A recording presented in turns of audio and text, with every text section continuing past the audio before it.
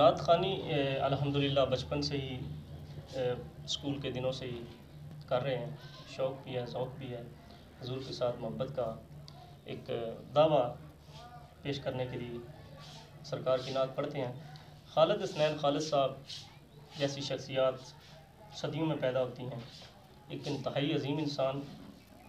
اور سب سے بڑی بات یہ کہ جو آج کل نعت خوانی کی دنیا میں یہ جو شور و غوغا ہے، یہ جو نعت خوانی کو ایک پروفیشن کے طور پر استعمال کیا جا رہا ہے اور عجیب و غریب ملبوسات اور میں اس کو کیا جا رہا ہے، ان میں وہ چیز نہیں تھی.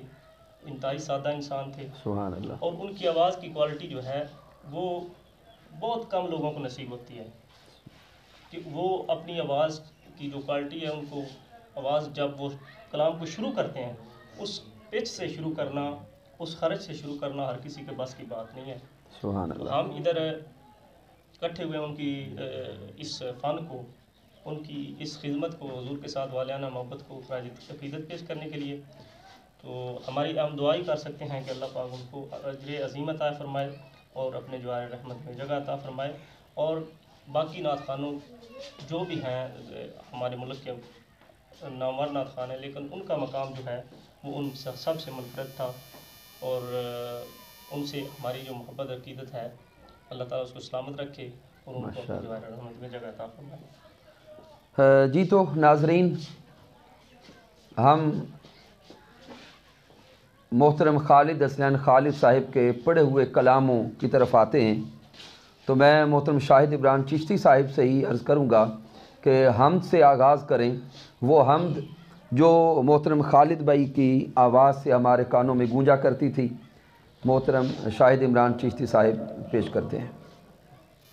ان کے کلام کی کوالٹی اور ان کی پچ جو جس کلام کو یہاں سے شروع کرتے تھے وہ پڑھنا ہر کسی کے بس کی بات نہیں، لیکن ان کو خراج عقیدت پیش کرنے کے لیے ادنا سی کوشش ہے.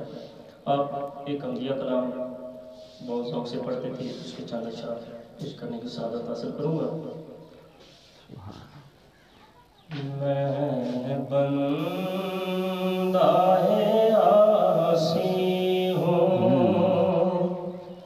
میں بندہ عاصی ہوں، خطا کار ہوں مولا مولا، میں بندہ عاصی ہوں، خطا کار ہوں مولا مولا، لیکن تیری رحمت کا طلبگار ہوں مولا مولا، میں بندہ عاصی ہوں. وابستہ ہے امید میری تیرے کرم سے، وابستہ ہے امید میری تیرے کرم سے، تیرا ہوں فقط تیرا، تیرا ہوں فقط تیرا، پرستار ہوں مولا مولا، میں بندہ عاصی ہوں. ایک تیرا اشارہ ہو آسان ہو مشکل، ایک